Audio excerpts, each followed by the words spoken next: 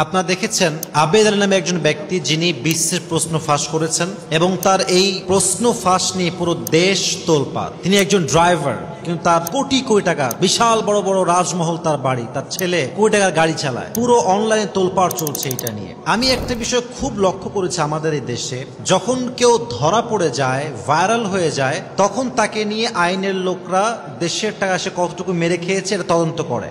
কিন্তু আমার মনে হয় এরকম আবেদন দেশে একটা না, এরকম হাজার হাজার আবেদন লুকায় আছে যুবক ভাইরা, ঠিক কিনা বলেন? এবং সবচেয়ে বড় বিষয় হচ্ছে ইনি যে বিশ্বের প্রশ্ন ফাঁস করেছেন, ওনার সবচেয়ে বড় অন্যায় হচ্ছে উনি মানুষের হক নষ্ট করেছেন।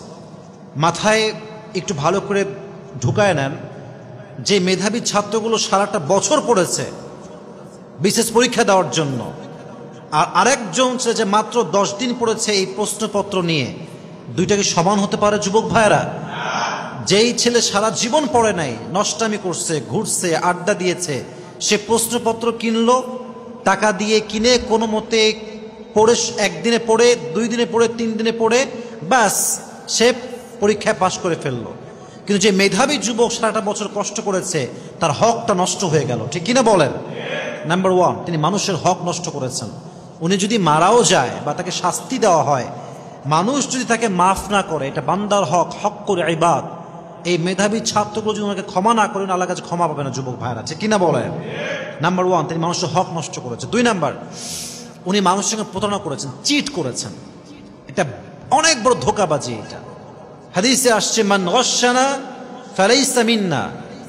নবীজি বলেছেন যে আমার উম্মতকে ধোঁকা দেয়, সে আমার উম্মতই, আমার অন্তর্ভুক্ত সে হতে পারে না, আমার উম্মতের মাঝে শামিল হতে পারে না। নাউজুবিল্লাহ পড়েন আপনারা সবাই।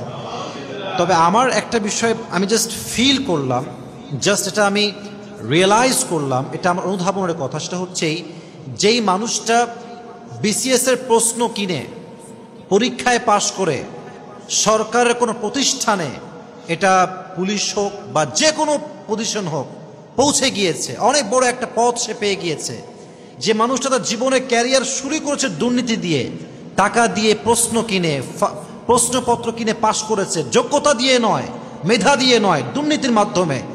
ভালো করে বুঝে বলেন তো, এই মানুষটা যার জীবনের শুরুই হলো দুর্নীতি দিয়ে, এ মানুষ দেশের জন্য ভালো কোনো কিছু কাজ কি করতে পারবে যুবক ভাইরা? বলেন বলেন বলেন, পারবে না। এজন্য আমাদের দেশটা এই যে অনেকটা আমাদের অগ্রগতি কমে গেছে, দেশে দুর্নীতি বেড়ে গেছে, কারণটা কি? এই যে এগুলো হচ্ছে কারণ। প্রশ্নপত্র ফাঁস হয়ে যায়, মানুষ টাকা দিয়ে চাকরি পেয়ে যায়, মেধার দাম নাই, যোগ্যতার দাম নাই। এগুলো করছে কারা? যারা বেঈমানি করছে টাকার জন্য যুবক ভাইরা, ঠিক কিনা বলেন? কোরআনে আল্লাহ তাআলা বলেছেন, ইয়া আইয়ুহান নাস কুলু মিম্মা ফিল আরদি হালালান তাইয়্যিবা ওয়া লা তাত্তাবিউ খুতুওয়াতিশ শায়াতিন। আল্লাহ তাআলা বলছেন, তোমরা হালাল ভক্ষণ করো এবং তোমরা ওয়া লা তাত্তাবিউ খুতুওয়াতিশ শায়াতিন, তোমরা শয়তানের যে পথ আছে, যেই শয়তানের যেই রাস্তা আছে, এই রাস্তাকে তোমরা অনুসরণ করতে যেও না। ইন্নাহু লাকুম আদুউম মুবিন, শয়তান হচ্ছে মানুষের প্রকাশ্য শত্রু। এজন্য আমরা ট্রাই করব, অল্প হোক, যতটুকু হোক, হারাম নয়, হালাল খেয়ে আমরা বাঁচবো। রাজি আছেন তো ইনশাআল্লাহ? এবং সবচেয়ে গুরুত্বপূর্ণ কথা আমার প্রিয় যুবক ভাইয়েরা, মাথায় রাখবেন, কেউ যদি টুপি পরে, দাড়ি রেখে, জুব্বা পরে দেশের টাকা মেরে খায়, আইন লঙ্ঘন করে, চুরি করে খায়, ডাকাতি করে খায়, ইট ডাজন্ট মিন যে প্রত্যেকটা দাড়ি টুপিওয়ালাই খারাপ, ঠিক কিনা বলেন যুবক ভাইরা?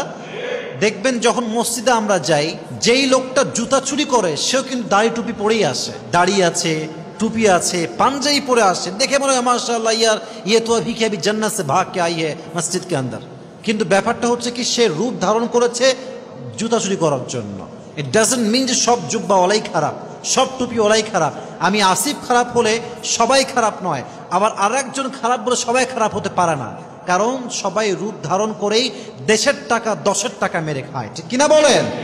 আল্লাহ আমাদের সবাইকে এই সমস্ত দুর্নীতি থেকে হেফাজত করুন। সকলে আমরা মন খুলে পড়ি আমিন।